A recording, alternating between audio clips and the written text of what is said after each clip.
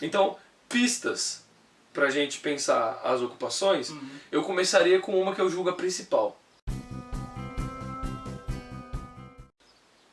Justamente a escola, os alunos sentirem que a escola agora é deles. Que eles tomam as decisões nas escolas, ou que ao menos quando vai se tomar uma decisão na escola, eles são consultados. Sim. Porque até então, esse modelo, eu estudei minha vida inteira em escola pública, tive um ano de cursinho, de resto estudei só em escola pública.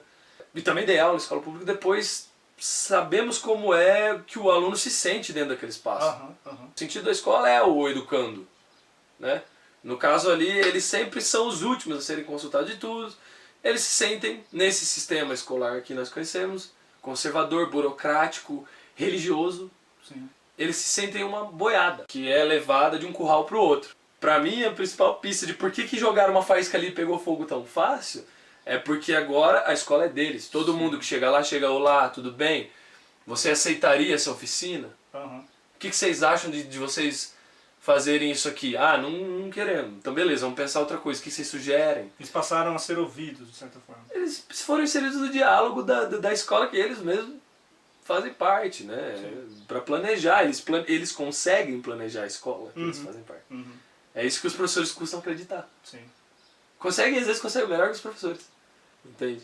Então essa forma, essa questão dos alunos, né, serem ouvidos agora, qual a relação disso, dessa falta de escutar esses alunos, com a forma com que o próprio governo fez essa medida, né, com base em um decreto, num ambiente assim, uma espécie de surdina, foi muito pouco comentado inicialmente, foi anunciado, olha, vai ter uma organização. E quando a gente começa a ver esses números, eram números absurdos, assim, de gente que teria que ser movimentada. Sim.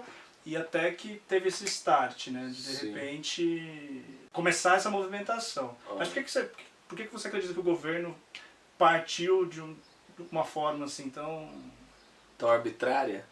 Tão arbitrária. Porque ele sabia que se ele viesse para dialogar, as medidas da reorganização não seriam implantadas. Porque elas são simplesmente uma calamidade pública. Fechar a escola. Acabar com turma, acabar com o emprego de professor. A gente conhece, né? Essa gestão privatista. Espero eu que esse movimento tenha servido um pouco para essa população paulista que vota nesse tipo de político perceber que já deu, né? Já deu. E talvez, não sei, né? Mas essa coisa dessa falta desse diálogo mostra muito como que já é o histórico, a forma de governar, né? Porque o governador ele não é nenhum jovenzinho, né?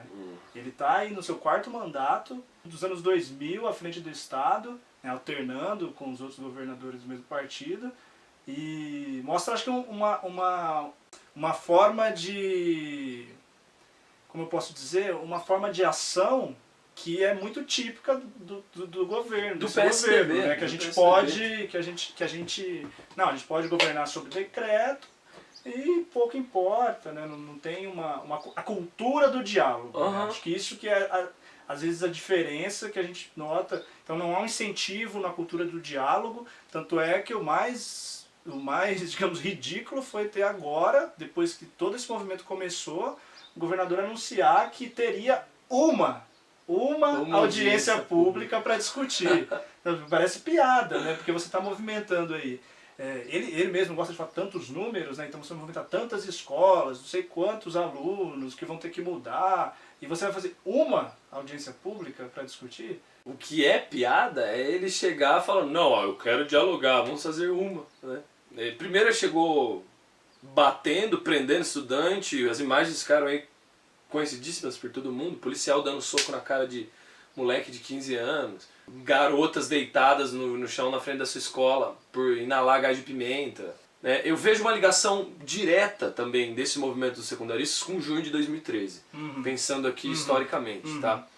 Por quê? Porque foi espontâneo. Só que eu já vejo um aprendizado dessa molecada com junho de 2013. Lembremos dos cordões policiais que a polícia fazia para barrar o funcionamento dos protestos em junho de 2013. Aquilo aquilo inclusive é proibido, né? Pegava-se ali o centro de agitação, que eles chamam assim do protesto, cercava-se e levava todo mundo preso. Depois fazia uma varredura lá na delegacia, quem que ficava preso e quem que não ficava. né? Se você estivesse portando vinagre, você ia preso. Isso, desse tipo, né? Esse tipo de varredura. Pra relembrar, né? Alguns... Pistas, né? O impulso de descontentamento de junho de 2013, que ainda está presente, que a gente sabe que já foi muito dissimulado aí, né? Com essa histeria reacionária, que nós temos um exemplo típico aqui no estado de São Paulo, né? De intervenção militar, essa coisa grotesca de quem parece que nunca leu um livro de história na vida, né?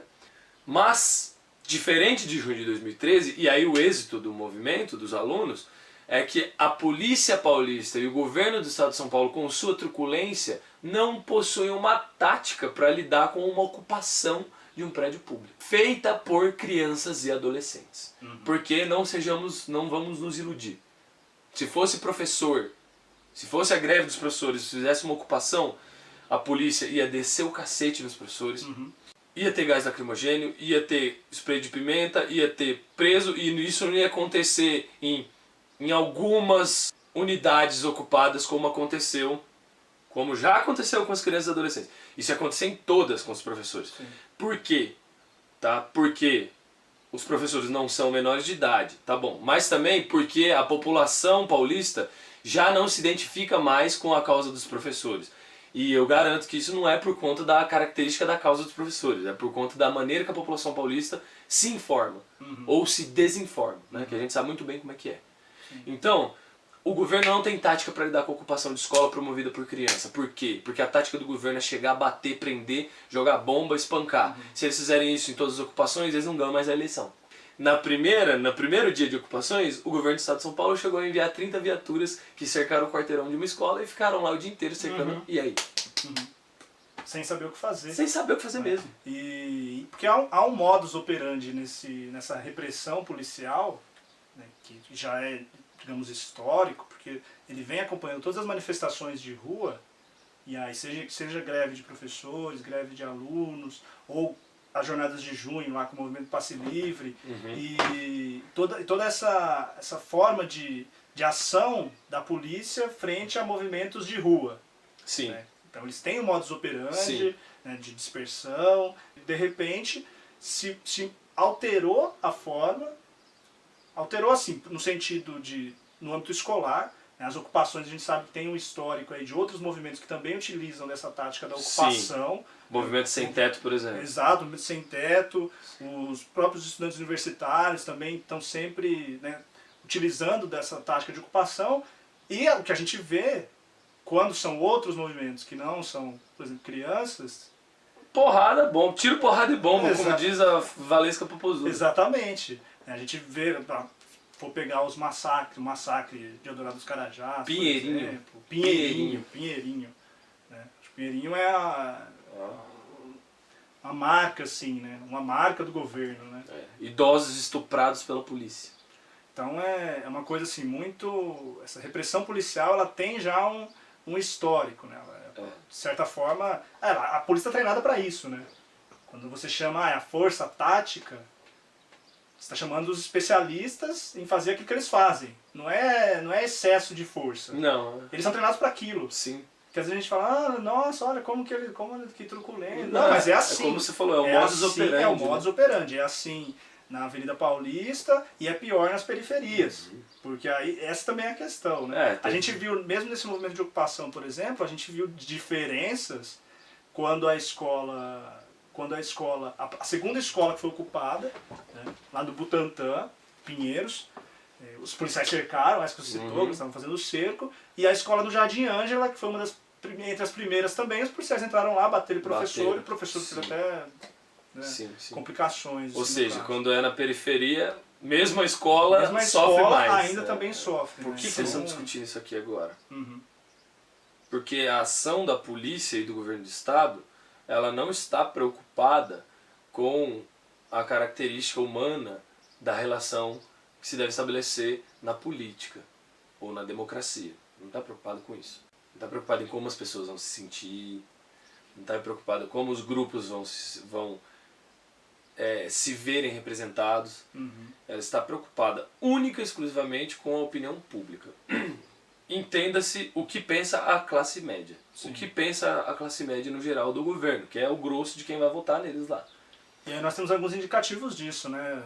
No mesmo dia que o governador anuncia a suspensão da reintegração, foi divulgada a pesquisa Datafolha, que considerava aí o pior índice de reprovação do governo, do governador especificamente, em todos esses anos que ele está à frente do governo de São Paulo. Desde lá do começo dos anos 2000 até hoje, ele chegou ao pior índice.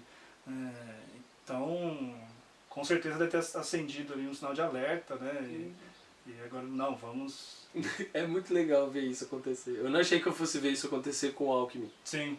Ele que é blindado pelo Estadão, pela Folha, pela Veja, pela Globo, blindadíssimo. Sim. Só não vê isso quem não quer. Sim.